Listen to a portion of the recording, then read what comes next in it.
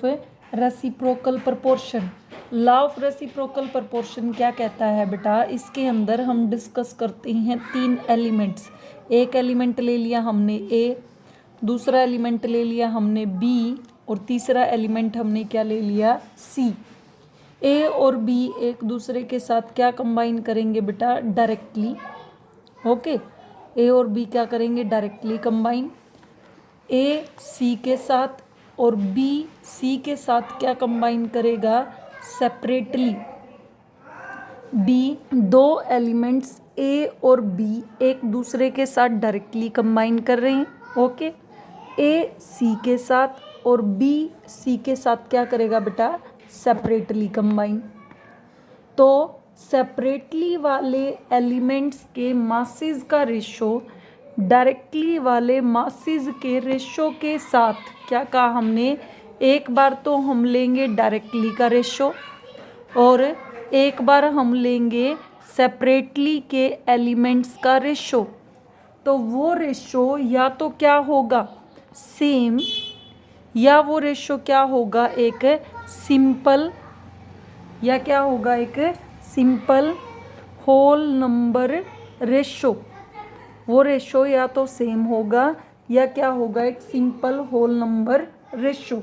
मतलब क्या है बेटा, एक एग्जांपल से लेते हैं। इसका क्या मतलब है, हमने 3 एलिमेंट्स लिए, एक कार्बन, एक ऑक्सीजन और एक हाइड्रोजन। ओके, कार्बन और ऑक्सीजन जब डायरेक्टली कंबाइन करते हैं, मान लिया बनाते हैं कार्बन डाइऑक्साइड। हाइड्रोजन और ऑक्सीजन जब डायरेक्टली कंबाइन करते हैं क्या बनाते हैं, वाटर। और कार्बन और हाइड्रोजन जब डायरेक्टली कंबाइन करते हैं क्या बनाते हैं, मीथेन। ओके, अब हमें ये पता है कार्बन का मास कितना होता है 12 और 4 हाइड्रोजन का मास कितना होता है 4। अब वाटर का केस आ जाते हैं, 2 हाइड्रोजन का मास होता है 2 और एक ऑक्सीजन का मास कितना होता है 16। कार्बन डाइऑक्साइड में आ जाते हैं, एक कार्बन का मास कितना होता है 12 और 2 ऑक्सीजन का मास कितना होता है 32। तो ये रेशो कितना आ गया हमारा 3:8। ये कितना आ गया अपना 3/1। ये कितना आ गया 1/8। तो इन जो एलिमेंट सेपरेटली कंबाइन कर रहे हैं उनके मासेस का रेशो कितना है 3/8। किसका, जो एलिमेंट्स कंबाइन कर रहे हैं सेपरेटली। और जो एलिमेंट्स डायरेक्टली कंबाइन कर रहे हैं उनके मासेस का रेशो भी कितना है 3:8। तो ये दोनों रेशो क्या है हमारे, सेम। तो इसका मतलब ये क्या फॉलो कर रहा है, लॉ ऑफ रेसिप्रोकल प्रपोर्शन को। तो लॉ की स्टेटमेंट क्या है बेटा, the ratio of masses of 2 elements A and B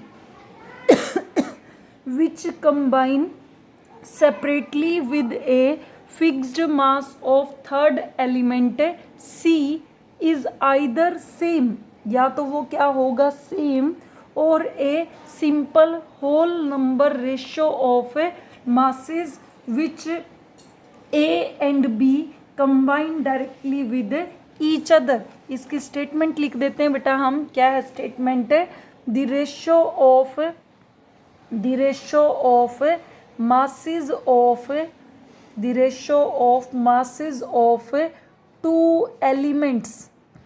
two elements A and B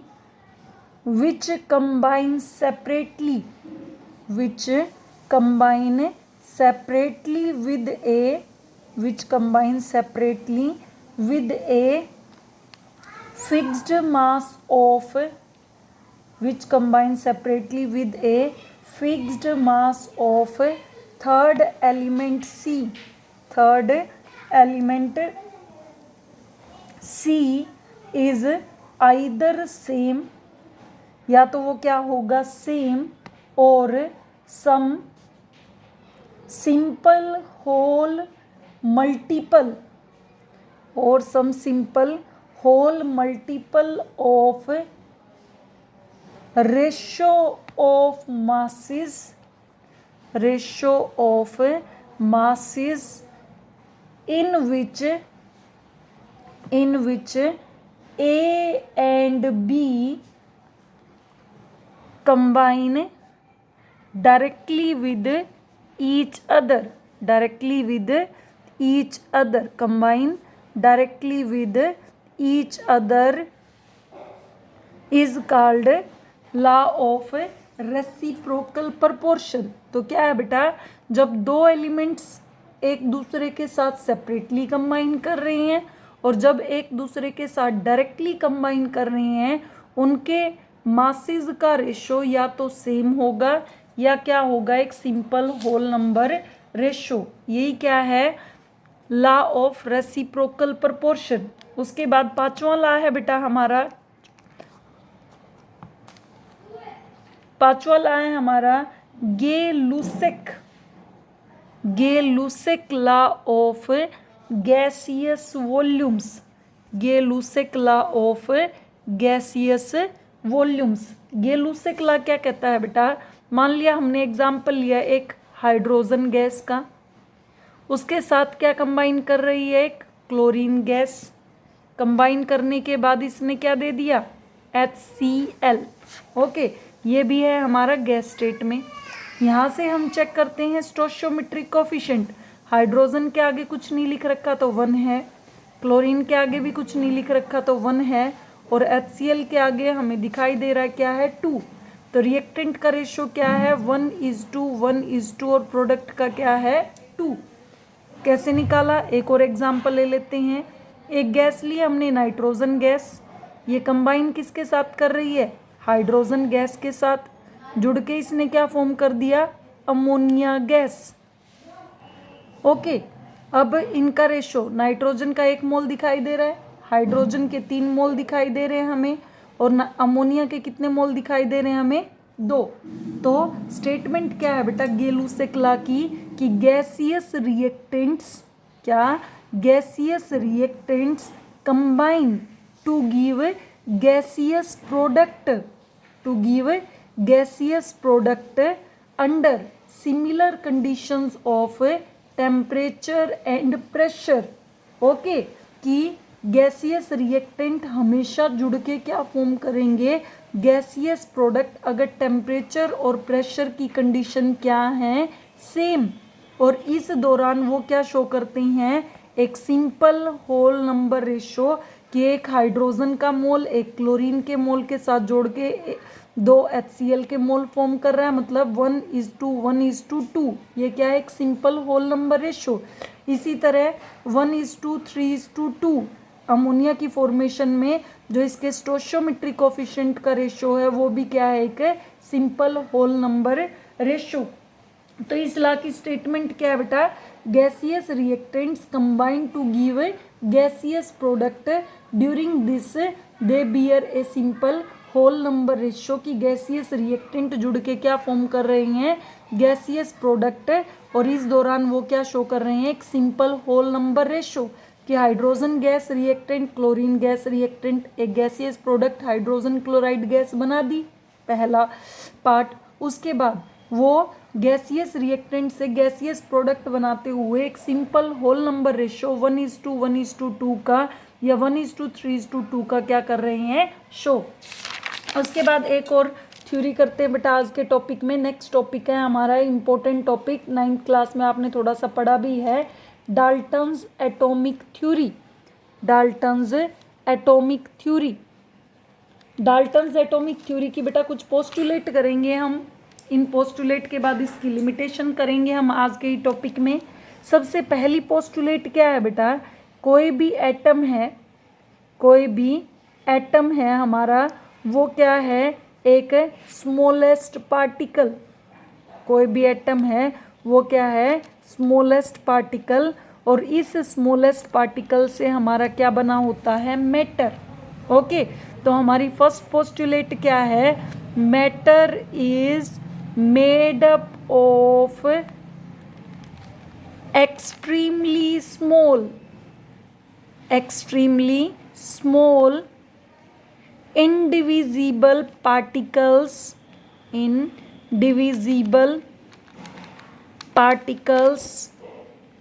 called atoms। क्या कहा बेटा हमने, एटम सबसे छोटा है, डोल्टन ने माना, और कोई भी मैटर है हमारा वो किससे मिलके बना होता है? एटम से। दूसरी स्टेटमेंट है बेटा, atoms of same element, atoms of same element are identical, are identical, are identical in shape, size and mass. क्या कहा है? एक हाइड्रोजन का एटम है, दूसरा भी हाइड्रोजन का ही एटम है, तो वो सेम एलिमेंट के एटम हर रिस्पेक्ट में, शेप में, साइज में, मास में क्या होंगे? सेम। कि एक हाइड्रोजन है, दूसरा भी क्या है? हाइड्रोजन, तो उनका शेप, क्योंकि ये सेम एलिमेंट के हैं दोनों, उनका शेप, साइज और मास क्या होंगे? सेम। तीसरी पोस्टुलेट क्या कहता है बेटा? Atoms of different elements, atoms of different elements, different elements have different chemical properties, have different chemical properties, have different chemical properties। इस चीज़ का क्या मतलब है बेटा? जैसे हमने एग्जाम्पल लिया,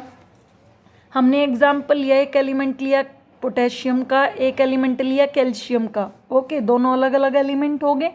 इनका एटॉमिक नंबर, इसका 19 है, इसका 20 है, इसका मास नंबर 39 है, इसका मास नंबर क्या है? 40। तो थर्ड स्टेटमेंट क्या कहती है बेटा? अगर डिफरेंट एलिमेंट्स हैं किसी एटम के, तो उनका मास, शेप और साइज क्या होंगे? डिफरेंट।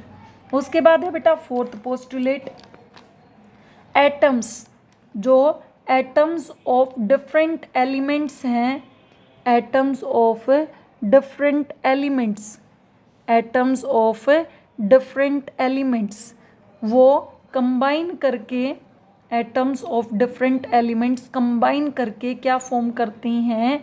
Compound atoms. क्या है बेटा फोर्थ पोस्टुलेट?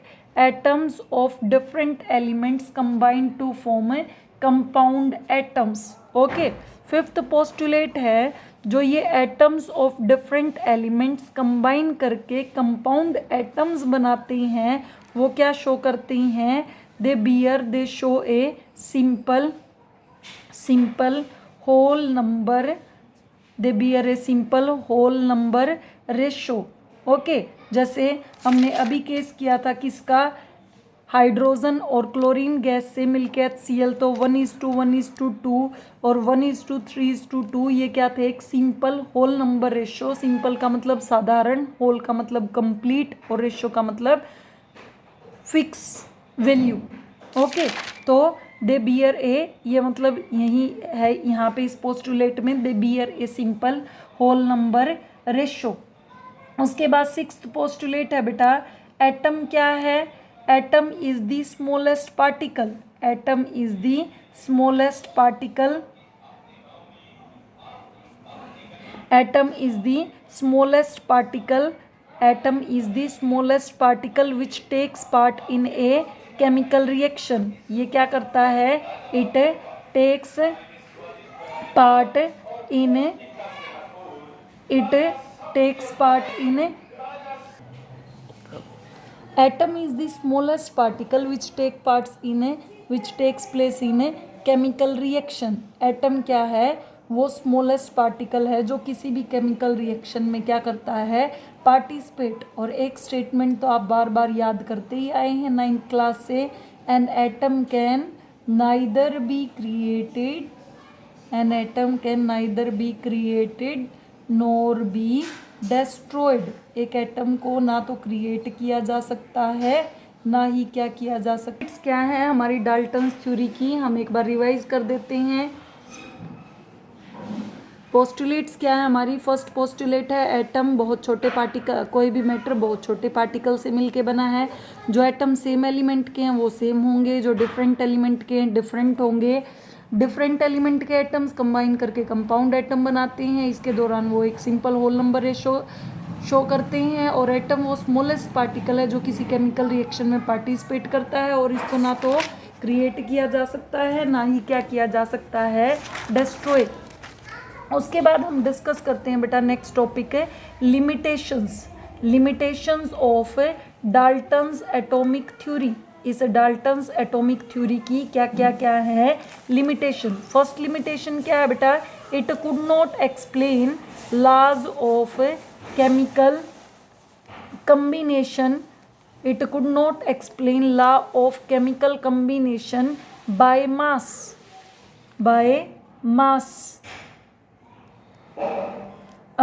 क्या है, इसने law of chemical combination by mass को एक्सप्लेन कर दिया था, but law of chemical combination by mass को तो एक्सप्लेन कर दिया था, बट किसको एक्सप्लेन नहीं किया था, लॉ ऑफ गैसियस वॉल्यूम्स, किसको एक्सप्लेन नहीं किया, लॉ ऑफ गैसियस वॉल्यूम। तो क्या है हमारा कि गैसियस वॉल्यूम के लॉ को अभी हम नेक्स्ट टॉपिक में करेंगे। एवोगैड्रो लॉ उसने एक्सप्लेन किया था, Dalton law of gaseous volume को एक्सप्लेन नहीं कर पाया।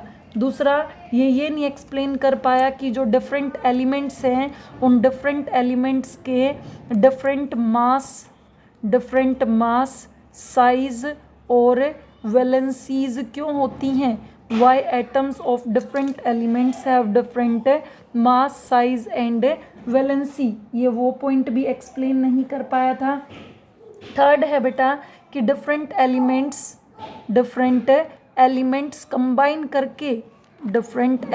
कंबाइन करके मॉलिक्यूल्स क्यों फॉर्म करते हैं, ये भी नहीं बता पाया। आगे हम करेंगे कि why atoms of different elements combine to give molecules. और फोर्थ है बेटा, it could not make distinction between the element और कंपाउंड।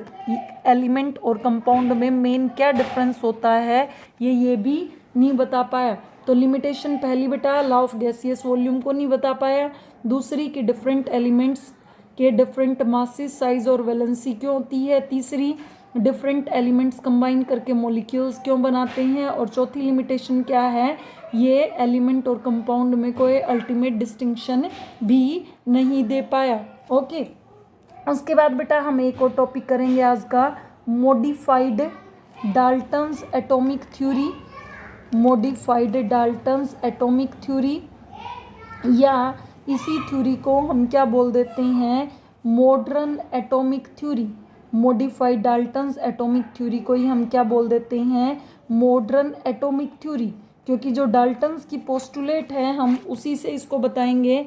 फर्स्ट हमारी क्या थी बेटा, डाल्टन की पोस्टुलेट। हमारी डाल्टन की पोस्टुलेट थी एटम है वो स्मॉलेस्ट पार्टिकल है, मतलब इसको आगे तोड़ा नहीं जा सकता। बट मॉडर्न थ्योरी ने क्या कहा, एक एटम को बिल्कुल फर्दर तोड़ा जा सकता है, किस के अंदर, इलेक्ट्रॉन के अंदर, प्रोटॉन के अंदर और न्यूट्रॉन के अंदर। Electron, E is electron, P is the proton और N is the neutron. Electron का सिंबल E, प्रोटॉन का P और न्यूट्रॉन का सिंबल क्या होता है, N। ओके, दूसरी पोस्टुलेट क्या कही थी बेटा डाल्टन ने, जो एटम्स सेम एलिमेंट के हैं दे आर आइडेंटिकल, बट इसमें हम केस डिस्कस करेंगे किसका, आइसोटोप्स का। आइसोटोप्स में हमने हाइड्रोजन के 3 आइसोटोप्स लिए, सभी का एटॉमिक नंबर 1 और मास नंबर क्या, 1 2 3। तो इसको हम क्या बोलते हैं, प्रोटॉन या प्रोटियम। इसको हम क्या बोलते हैं, ड्यूट्रॉन। और इसको हम क्या बोलते हैं, ट्रीटियम। क्या, एटम्स ऑफ सेम एलिमेंट, सभी में हाइड्रोजन है, having same atomic number but different क्या, मास नंबर, उसको हम क्या कहते हैं, आइसोटोप। तो डाल्टन क्या कह रहा था हमारा कि जो एटम सेम एलिमेंट के हैं वो तो सेम होंगे, बट हमारी मॉडर्न थ्योरी क्या कह रही है, बिल्कुल नहीं होंगे। अगर एटम्स सेम भी हैं तो आइसोटोप के केस में उनका मास नंबर क्या हो जाएगा, अलग। ओके, नंबर ऑफ न्यूट्रॉन 1 - 1 0, 2 - 1 1 और 3 - 1 2। नंबर ऑफ न्यूट्रॉन्स भी क्या हो गए, डिफरेंट। तो जरूरी नहीं कि अगर एलिमेंट सेम है तो उनकी सारी प्रॉपर्टीज क्या हों, सेम। चौथी लिमिटेशन है बेटा आइसोबार्स। आइसोबार्स क्या है, आइसोबार्स के केस में हम डिस्कस करते हैं एलिमेंट्स अलग अलग हैं, एक आर्गन लिया हमने और एक क्या लिया, कैल्शियम। ओके, दोनों का मास नंबर है बेटा 40, आर्गन का एटॉमिक नंबर है 18 और कैल्शियम क्या है 20। तो हम पीछे फिर आ जाते हैं पोस्टुलेट पे कि atoms of different elements have different chemical properties, कि अगर एलिमेंट्स अलग हैं तो केमिकल प्रॉपर्टीज अलग होंगी, बट नो आइसोबार क्या है, atoms of different elements having same mass number. तो जरूरी तो नहीं कि अगर एलिमेंट्स अलग अलग हैं तो उनकी हर केमिकल प्रॉपर्टी क्या होगी, अलग बिल्कुल नहीं होगी। आइसोबार क्या कहता है, atoms of different elements having same mass number.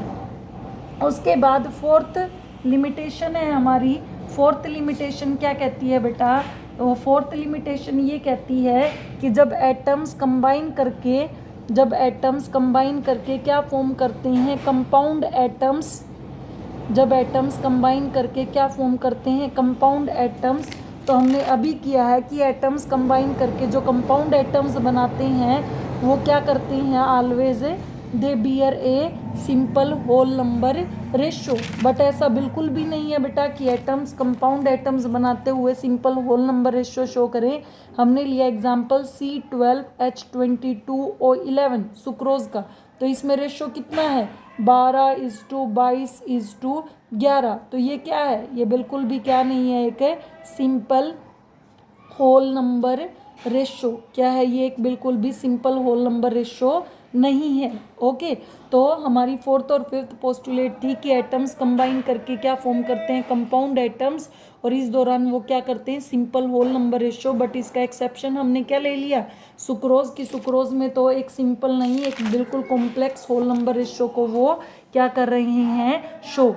उसके बाद बेटा पांचवा पॉइंट हमने किया था कि एटम वो स्मॉलेस्ट पार्टिकल है, एटम वो स्मॉलेस्ट पार्टिकल है जो क्या करता है, that takes part in a chemical reaction, that takes part in a chemical reaction. तो अभी हमने फर्स्ट पोस्टुलेट में ही किया है क्या, कि एटम तो स्मॉलेस्ट पार्टिकल बिल्कुल भी नहीं है, कि एटम तो इलेक्ट्रॉन प्रोटॉन और न्यूट्रॉन से मिलके बना है।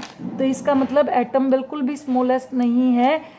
कौन कौन है, इलेक्ट्रॉन प्रोटॉन या न्यूट्रॉन है जो किसी भी केमिकल रिएक्शन में क्या करते हैं, पार्टिसिपेट। और हमारी लास्ट और सिक्स्थ लिमिटेशन क्या है, हमने क्या की मॉडर्न डाल्टन पोस्टुलेट में कि एटम को ना तो क्रिएट किया जा सकता है ना ही डिस्ट्रॉय, बट एक प्रोसेस एक्सप्लेन किया हमारी किसने, मॉडर्न थ्योरी ने, ट्रांसम्यूटेशन। ट्रांसम्यूटेशन क्या है, जिसके अंदर वन एटम को किसके अंदर कन्वर्ट किया जाता है, अनदर एटम के अंदर। The process by which one atom can be converted into another atom. जैसे हमारा यूरेनियम है 92 एटॉमिक नंबर और 235 mass number, it can be converted into plutonium 94 and 239 by interaction with neutrons. हम इसका इंटरेक्शन किसके साथ करें, न्यूट्रॉन्स के साथ। न्यूट्रॉन होता है एटॉमिक नंबर 0 और मास नंबर 1। तो हमने एक एटम किसको, यूरेनियम को हमने किस में कन्वर्ट कर दिया, प्लूटोनियम में। तो बिल्कुल हमने यहाँ पे तो क्या कहा था कि matter can neither be created nor be destroyed. Okay, matter can neither be created nor be destroyed. But modern theory ने ट्रांसम्यूटेशन प्रोसेस में क्या कह दिया, एक एटम को दूसरे एटम के अंदर बिल्कुल क्या किया जा सकता है, कन्वर्ट। और इस प्रोसेस को हम क्या कहते हैं, ट्रांसम्यूटेशन। ओके, तो आज के वीडियो में बेटा हमने क्या डिस्कस किया, पहले हमने फोर्थ लॉ डिस्कस किया, लॉ ऑफ रेसिप्रोकल प्रपोर्शन। फिर हमने फिफ्थ लॉ डिस्कस किया, गेलुसेक लॉ ऑफ गैसियस वॉल्यूम। फिर हमने डिस्कस किया डाल्टन्स एटॉमिक थ्योरी की क्या क्या है पोस्टुलेट। फिर हमने डिस्कस किया इसकी क्या क्या लिमिटेशंस हैं। और लास्टली हमने डिस्कस किया बेटा मॉडिफाइड डाल्टन्स एटॉमिक थ्योरी और मॉडर्न एटॉमिक थ्योरी। ओके बेटा, थैंक यू।